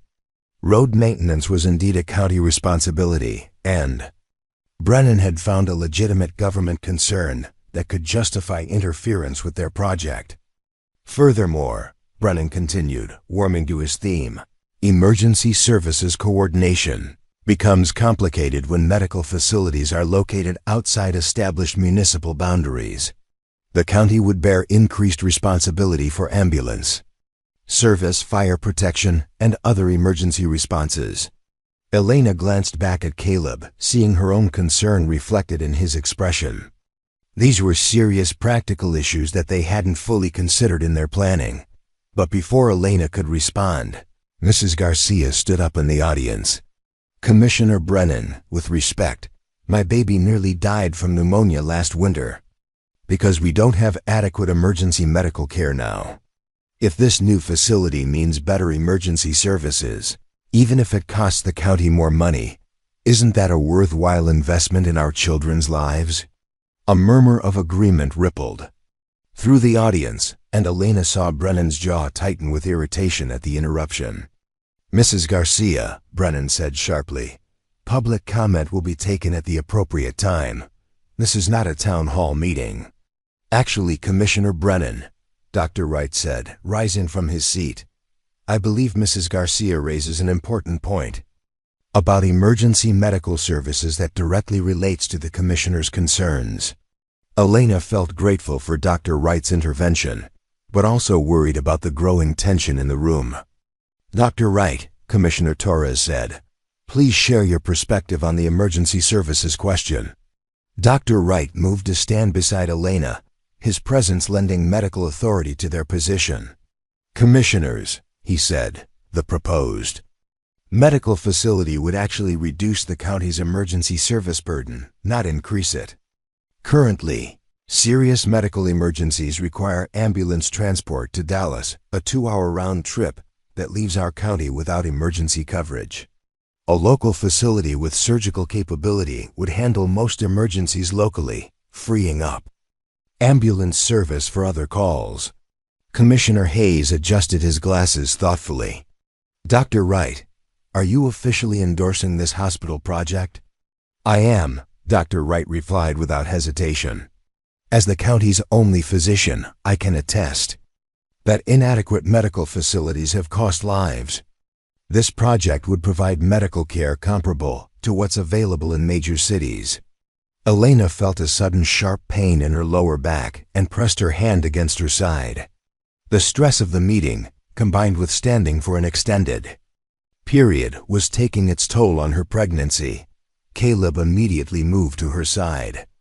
Elena, are you all right? I'm fine, she whispered, though the pain was intensifying. Just tired. Commissioner Brennan noticed the exchange and seized the opportunity to assert control. Mrs. Vasquez, perhaps you should sit down. This meeting is clearly too strenuous for someone in your condition. Elena felt a flash of anger at his condescending tone. Commissioner Brennan, I'm perfectly capable of participating in a discussion about my community's medical needs. But even as she spoke, another sharp pain cut through her lower abdomen, strong enough to make her gasp audibly. Dr. Wright was beside her immediately, his hand checking her pulse while his eyes assessed her condition with professional concern. Elena, he said quietly, I think we need to step outside for a moment. No, Elena said firmly, though she was beginning to suspect what the pains might indicate. We need to finish this discussion first. Mrs. Vasquez, Commissioner Torres said with genuine concern, your health is more important than any meeting. Perhaps we should postpone. Actually, interrupted a new voice from the back of the room. This situation perfectly illustrates why we need better medical facilities in Millbrook County. Elena turned toward the voice and heard footsteps approaching. Someone she didn't recognize was walking toward the front of the room with confident strides. And you are? Commissioner Brennan demanded. Dr. Margaret Sullivan from Dallas Presbyterian Hospital, the woman replied. I drove down here tonight, specifically to observe this meeting and assess the proposed medical facility. Elena felt another contraction, stronger this time, but also felt a surge of hope. Dr. Sullivan's presence added medical credibility that could counter the commissioner's political maneuvering. Dr. Sullivan, Commissioner Torres said, what brings you to Millbrook County? Dr. Samuel Morrison corresponded with our hospital about staffing for his proposed rural medical facility. Dr. Sullivan explained. When we learned that his plans were moving forward, several of our doctors expressed interest in participating. I came tonight to evaluate the community support and official cooperation for the project. Elena gripped Caleb's arm as another contraction hit. The timing was terrible, but also somehow perfect. Her labor pains were providing real-time demonstration of why adequate medical facilities mattered. Dr. Sullivan, Dr. Wright said. "I believe Mrs. Vasquez may be going into labor. Would you mind assisting with an evaluation?" The audience murmured with concern and excitement as Dr. Sullivan moved to Elena's side. Her professional assessment. Quick and thorough. "Mrs. Vasquez," Dr. Sullivan said quietly, "you're having regular contractions about 5 minutes apart. This baby is coming tonight." Elena felt fear and determination war in her chest. Her child was about to be born during the most important political battle of the hospital project, born into a medical system that she had been fighting to improve. "Dr. Wright," she said, her voice carrying clearly through the suddenly quiet meeting room, "can you safely deliver my baby in your current clinic? Or do we need to attempt a 2-hour journey to Dallas?" The question hung in the air like a challenge. Everyone in the room understood that Alana's situation was exactly the kind of medical emergency that the proposed hospital was designed to address. Dr. Wright's answer would determine not just the safety of Elena's delivery, but the political fate of their entire project. "Elena," Dr. Wright said, his voice steady but honest, "with Dr. Sullivan here to assist, I can deliver your baby safely in my clinic. But if there are complications, if you need surgical intervention or advanced emergency care, we'll be taking significant risks by not going to Dallas." Another contraction gripped Elena, strong enough to make her double over slightly. As the pain subsided, she straightened and looked directly at Commissioner Brennan. "Commissioner Brennan," she said, her voice carrying new urgency, "my baby is about to be born into the medical system you're debating tonight. The choices you make in this room will determine what kind of care my child receives, not just during birth, but throughout their life." She paused, feeling another contraction. Building. "I'm asking you to approve this project, not as a political favor, but as a commitment to protecting the children of Millbrook County," she continued, "including the child I'm about to bring into this world." The room fell silent except for the tick of the courthouse clock and Elena's slightly labored breathing. Commissioner Brennan stared at her for a long moment, his political calculations clearly visible on his face. Finally, he spoke. "Mrs. Vasquez," he said slowly, "I think this commission needs to vote on whether to officially support your hospital project. And I think we need to vote tonight." Elena felt hope and fear collide in her chest as her labor intensified and the political battle reached its climax. Her child would be born into whatever medical system emerged from this moment, and that system would be shaped by the votes cast in the next few minutes. The fire trial had begun, and Elena Vasquez was walking through it with new life stirring within her, and an entire community's future hanging in the balance. The courthouse clock struck 9 as Commissioner Brennan called for order in the packed meeting room. Elena gripped Caleb's hand tightly, breathing through another contraction while the 5 commissioners huddled in whispered conference. Dr. Sullivan stood ready beside her, having quietly taken Elena's pulse and timed her contractions with the practiced efficiency of someone who had delivered hundreds of babies. "The contractions are intensifying," Dr. Sullivan murmured to Dr. Wright. "We have maybe an hour before active labor begins. After that, she need to be moved to wherever you plan to deliver this baby." Elena heard the exchange and felt a surge of determination mixed with fear. Her child was about to be born into whatever medical system emerged from tonight's VOTA system that would either support families like hers or leave them vulnerable to the same tragedies that had claimed Thomas's life. Commissioner Brennan straightened in his chair, his expression revealing nothing about the discussion that had just concluded among the panel members. "Before we proceed with any vote," he announced, "the commission has some specific questions that need to be addressed." Elena felt her heart sink.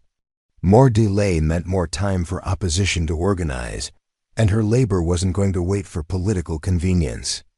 "Commissioner Torres will present our primary concerns," Brennan continued, yielding the floor to the panel's only female member. Commissioner Torres cleared her throat and consulted a handwritten list. "Mrs. Vasquez, Mr. Morrison, the commission." Needs clarification on several operational issues before we can consider any official position on your project. Elena tried to focus on the questions despite another contraction building in intensity. First, Torres continued, what guarantee can you provide that this facility will remain accessible to all county residents, regardless of their ability to pay? We've seen private medical facilities in other counties become exclusive to wealthy patients. Elena exchanged glances with Caleb, recognizing this as a legitimate concern that required a concrete answer. Commissioner Torres, Elena said, breathing carefully as the contraction peaked, we're prepared to establish a charitable care fund equivalent to 30% of the facility's operating budget. No patient will ever be turned away due to inability to pay. 30%? Commissioner Hayes interrupted, his eyebrows rising. That's a substantial financial commitment. How can you sustain that level of charitable care? Caleb stepped forward, his voice carrying quiet authority. Commissioner Hayes, my uncle's estate provides not just construction funding, but an endowment specifically designated for ongoing charitable care. The 30% commitment is financially sustainable in perpetuity. Elena felt a stirring of pride in their partnership. Caleb's business acumen complemented her community focus, creating a more compelling case than either could make alone. Second question, Torres continued. What medical specialties will be available at this facility? Rural hospitals often promise comprehensive care, but end up referring most serious cases to larger cities anyway. Dr. Sullivan stepped forward, her Dallas credentials adding weight to their response. Commissioner Torres, I can address that directly, Dr. Sullivan said. Dallas Presbyterian Hospital has committed to providing rotating specialists in surgery, obstetrics, and internal medicine. Additionally, 3 of our residents have expressed interest in permanent relocation to staff this facility full-time. Elena heard murmurs of surprise and approval from the audience. The promise of specialist care was something no one had expected from a rural medical facility. Dr. Sullivan, Commissioner Brennan interjected, his tone skeptical. That's a generous offer from a major hospital. What's Dallas Presbyterian's motivation for supporting rural medicine in Millbrook County? Dr. Sullivan's smile was barely visible, but Elena could hear it in her voice. Commissioner Brennan, Dallas Presbyterian has a mission to serve all of Texas, not just urban populations. This facility would serve as a model for rural medical care that could be replicated across the state. We view it as both a service project and a research opportunity. Elena felt another contraction, stronger than the previous ones, and had to lean heavily on Caleb for support. The pain was intensifying, but so was her determination to see this vote concluded successfully. Dr. Wright, Commissioner Torres continued, what's your assessment of the timeline for this project? When would the facility actually open for patients? Dr. Wright consulted the construction schedule they had developed with Fletcher. Commissioner Torres, with community support and no regulatory delays, we could have basic services operational within 6 months. Full surgical capability would follow within 8 months. 6 months, Commissioner Brennan repeated thoughtfully. That would put the opening in spring of next year. Elena felt a sudden sharp pain that was different from the previous contractions, deeper, more urgent. Dr. Sullivan immediately moved to her side, her hands providing professional assessment while her voice remained calm. Elena, Dr. Sullivan said quietly, your water just broke. We need to move you to Dr. Wright's clinic immediately. The announcement sent ripples of concern and excitement through the audience.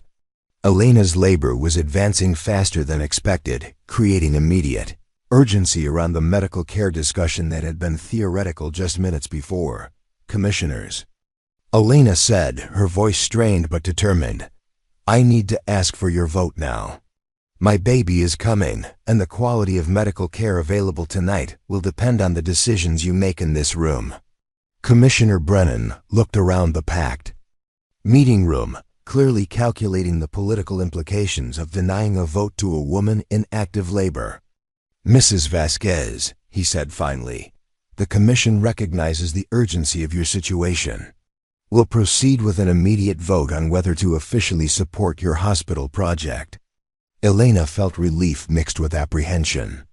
The vote she had worked toward for weeks was finally happening, but under circumstances that left no room for extended debate or political maneuvering. "All in favor of officially supporting the Morrison County Medical Facility Project," Brennan announced, his voice carrying formal authority. Commissioner Torres raised her hand immediately. "I vote in favor.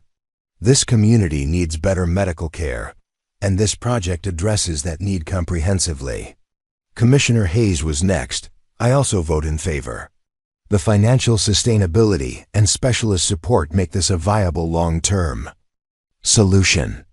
Elena held her breath, feeling another strong contraction building while she waited for the remaining votes. Commissioner David Palmer, who had remained silent throughout the meeting, cleared his throat. "I vote in favor as well. The charitable care guarantee addresses my concerns about accessibility." That left two commissioners, Brennan and the elderly Commissioner Frank Mitchell, who owned several rental properties in town and typically voted with Brennan on most issues. "Commissioner Mitchell?" Brennan prompted.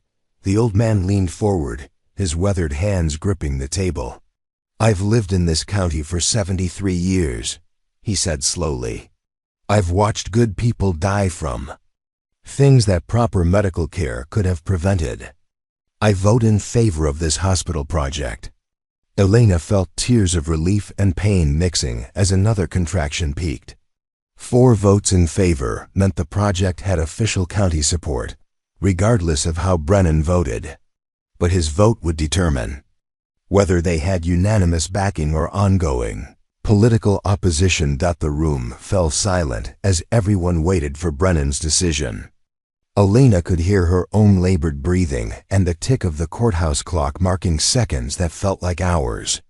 "Commissioner Brennan?" Torres prompted gently. Brennan sat back in his chair, his expression revealing the internal calculations of a seasoned politician. Elena realized he was weighing the political cost of opposing a project that had just received overwhelming support from his fellow commissioners and the Kazov community. "I vote in favor," he said finally, "with the condition that Brennan Lumber Company be given priority consideration for material supply contracts." Elena almost laughed despite her pain. Even in supporting their project, Brennan was ensuring his own financial benefit. But she didn't care about his motivations, only about the outcome. 5 votes in favor, Torres announced. The Morrison County Medical Facility Project has unanimous commission support. The courthouse erupted in applause as community members celebrated the victory they had worked weeks to achieve. But Elena's celebration was cut short by another intense contraction that left her doubled over in pain. "Elena," Dr. Sullivan said urgently, "we need to get you to the clinic now. This baby isn't waiting for political celebrations." Caleb swept Elena into his arms, carrying her toward the courthouse exit while Dr. Wright and Dr. Sullivan cleared a path through the celebrating crowd.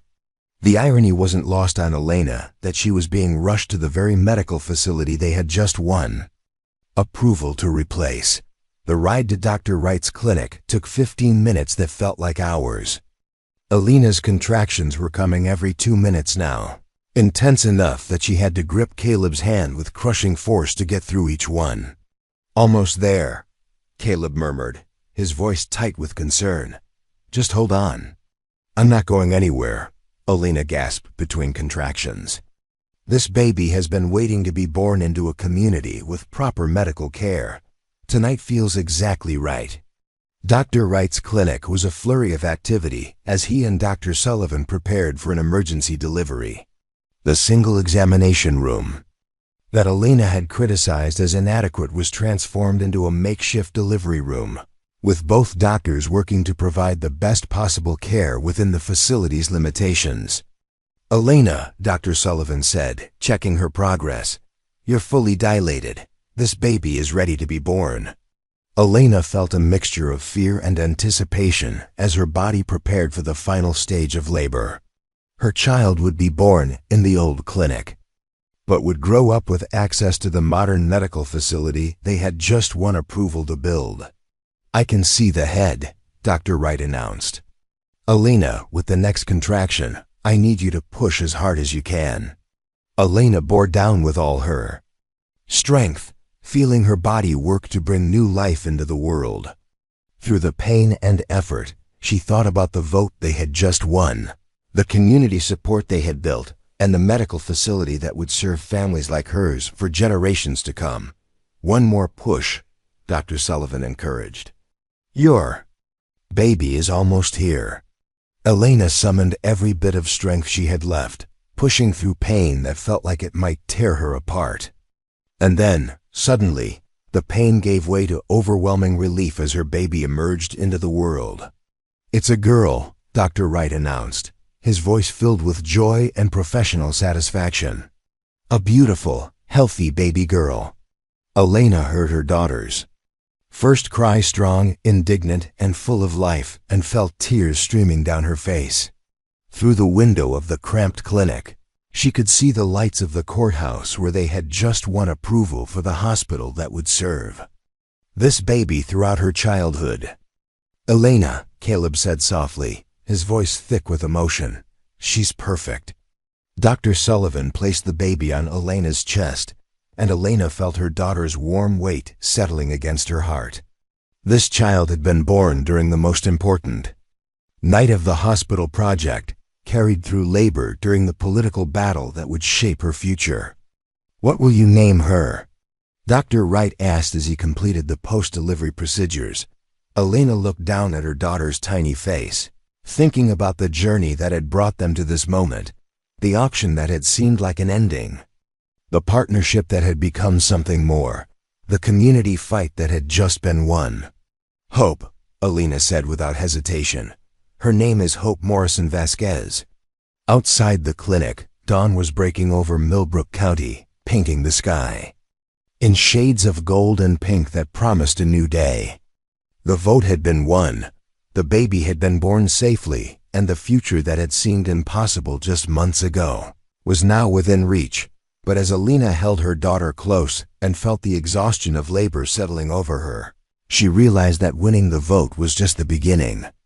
Building the hospital, training staff, and establishing the medical services they had promised would require months of additional work. Hope Morrison Vasquez had been born into a community that had just committed to protecting its children's health and future. Now it was up to Elena, Caleb, and their growing coalition of supporters to make that commitment real. The most important battle had been won, but the real work was just beginning. 1 year later, the morning sun cast long golden rays across the dedication ceremony platform as Elena adjusted the ribbon that would officially open the Morrison County Medical Center. Baby Hope, now 10 months old and taking her first tentative steps, tugged at her mother's dress while dozens of families gathered on the hospital's front lawn. The building that rose behind them represented everything they had fought to achieve: 3 stories of red brick and gleaming windows, with ambulance bays, a helicopter landing pad, and the most advanced medical equipment between Dallas and San Antonio. "Are you ready for this?" Caleb asked, settling Hope into his arms while checking his watch. As hospital board chairman, he would deliver the opening remarks, but everyone knew the real credit belonged to the woman beside him who had transformed a desperate auction into a community revolution. Elena smiled, feeling the weight of the moment. "I've been ready since the night Hope was born in Dr. Wright's cramped clinic. Every day she's grown stronger has reminded me why we couldn't accept limitations as permanent conditions." The crowd included faces that told the story of their year-long construction battle. Mrs. Henderson and Mrs. Garcia stood with the Millbrook County Medical Advocacy Association they had founded, now grown to over 200 members. Commissioner Brennan chatted with James Fletcher, the construction foreman, whose crews had worked through winter weather to meet their ambitious timeline. Dr. Sullivan had driven down from Dallas with 3 other specialists who would staff the hospital's rotating specialty clinics. But the most meaningful presence was Thomas Vasquez's mother, Maria, who had traveled from San Antonio for the dedication ceremony. The elderly woman had embraced Elena and Caleb as family, declaring that her son's death had meaning if it led to saving other lives. "Ladies and gentlemen," Caleb announced from the podium, his voice carrying easily across the assembled crowd. "Welcome to the dedication of the Morrison County Medical Center, a facility built not by politicians or corporations, but by a community that refused to accept preventable tragedy as inevitable." Elena listened from her seat on the platform, holding Hope on her lap while the baby played with a small wooden rattle that Caleb had carved. The past year had transformed not just the medical landscape of Millbrook County, but Elena's own understanding of what one person could accomplish when supported by the right partnerships and motivated by genuine purpose. "This hospital exists because a pregnant widow auctioned for debt refused to accept limitations," Caleb continued, his eyes finding Elena's in the crowd. "Because a silent rancher discovered that the most important conversations happen when people who need help meet people who can provide it. And because a community learned that the biggest changes start with the smallest acts of courage." The construction had been a marathon of challenges that tested everyone's commitment.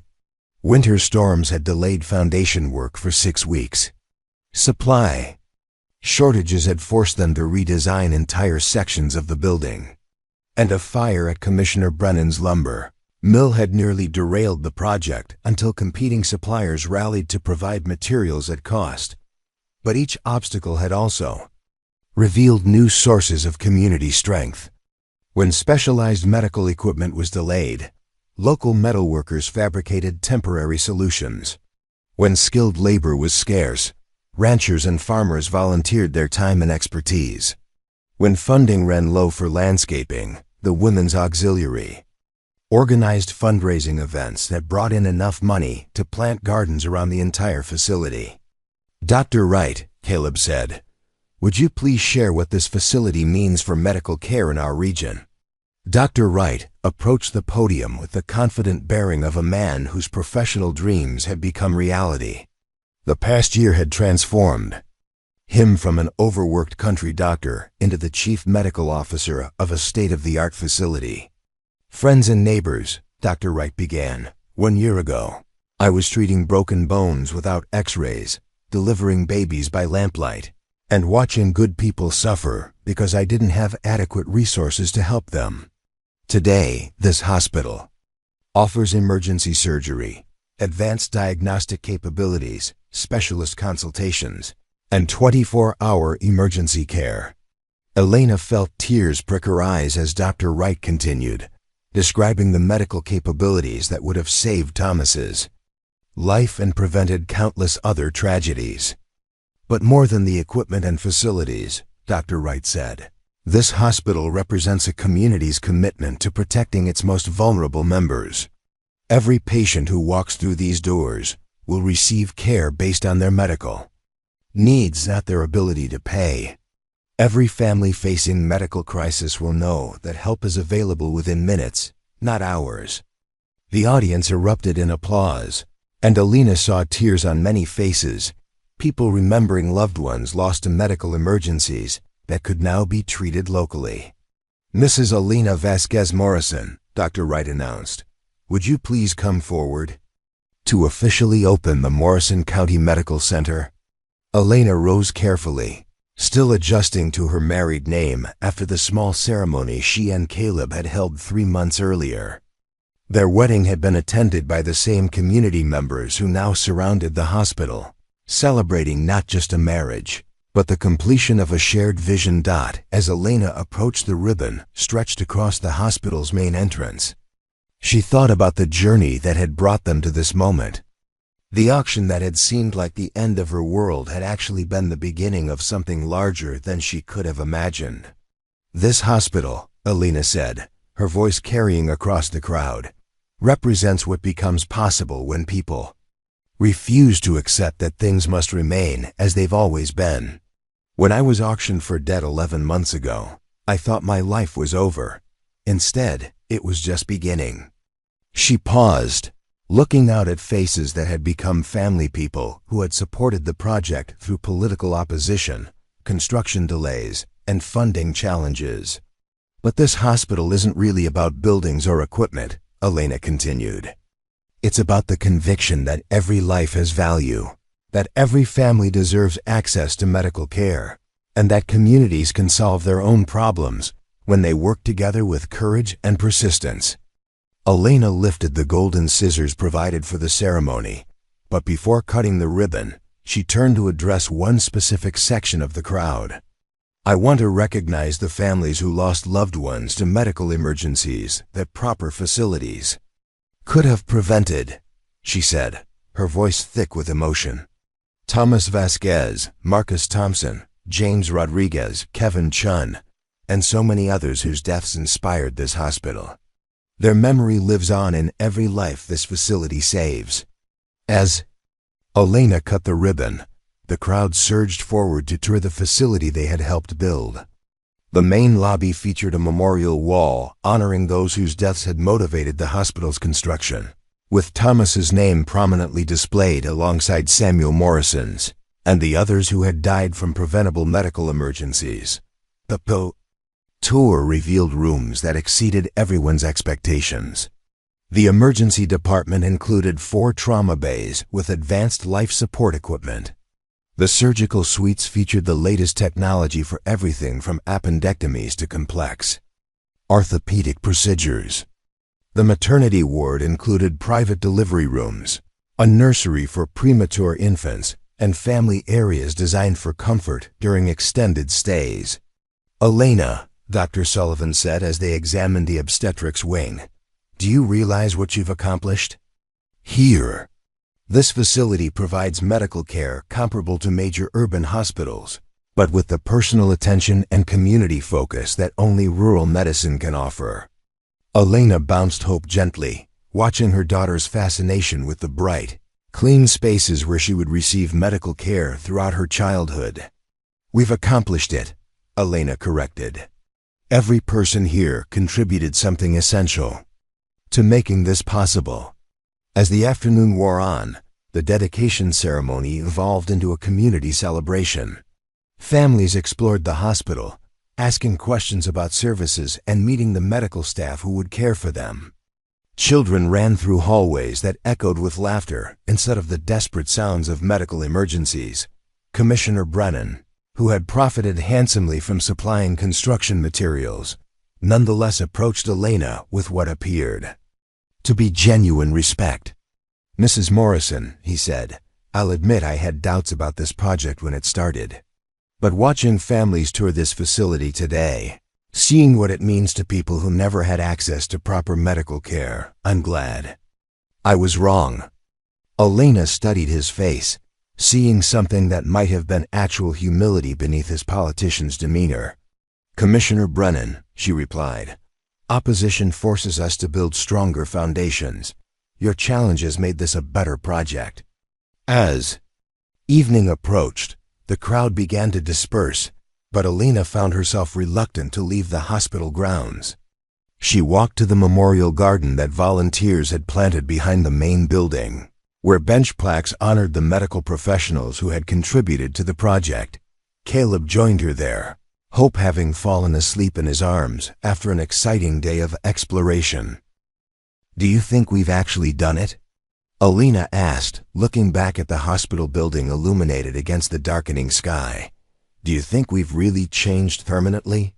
Caleb was quiet for a moment, considering her question seriously. "Elena," he said finally, 3 months ago, Mrs. Henderson's youngest daughter fell from a horse and broke her leg in 2 places. Dr. Wright was able to set the fracture with X-ray guidance, perform surgery to insert pins, and have her walking again within 6 weeks. A year ago, that same injury would have meant a dangerous trip to Dallas and possible permanent disability. Elena nodded, remembering the case that had been one of their first complex emergency procedures. Last month, Caleb continued, old Mr. Foster had a heart attack during Sunday service. Our ambulance crew had him in surgery within 20 minutes, and he was back home within a week. Before this hospital, he would have died in the church pew. Elena felt tears welling as she thought about the lives already saved by their work. And 2 weeks ago, Caleb said, his voice becoming softer, Dr. Sullivan delivered the Garcia's newest baby using the same advanced equipment she has in Dallas, Mrs. Garcia told me it was the first time she hadn't been terrified during childbirth. So yes, Elena whispered, understanding his point. We've changed things permanently. As they walked back toward their car, Elena noticed a young couple examining the hospital's emergency entrance with intense interest. The woman was obviously pregnant, perhaps 6 months along, and both appeared to be from one of the neighboring counties. Excuse me, Elena called to them. Are you looking for someone? We're the Johnsons from Cedar Creek, the man replied. We heard about this new hospital and drove over to see it for ourselves. Our baby is due in 3 months, and we've been worried about having to travel to Dallas for delivery. Elena felt a surge of joy realizing that the hospital's reputation was already spreading beyond Millbrook County. Mrs. Johnson, Elena said, I'd like you to meet Dr. Sullivan, our head of obstetrics. She delivered my daughter Hope and can tell you about our maternity services. As Elena introduced the young couple to Dr. Sullivan, she realized that this was exactly what Samuel Morrison had envisioned.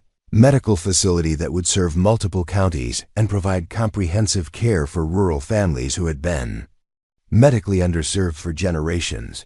The drive home to the Morrison ranch took them past the small cemetery where Thomas was buried.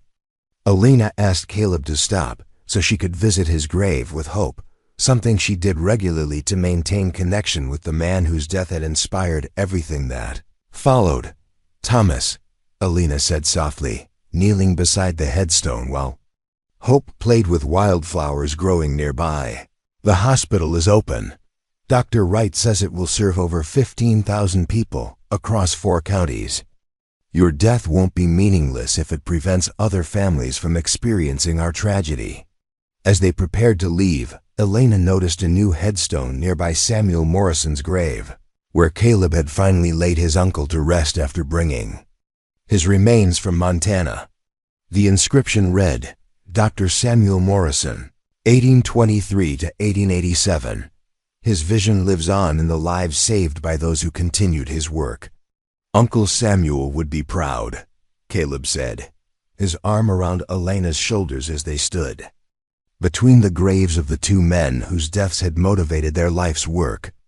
They both would be, Elena replied, watching Hope toddle between the headstones with the fearless curiosity of childhood.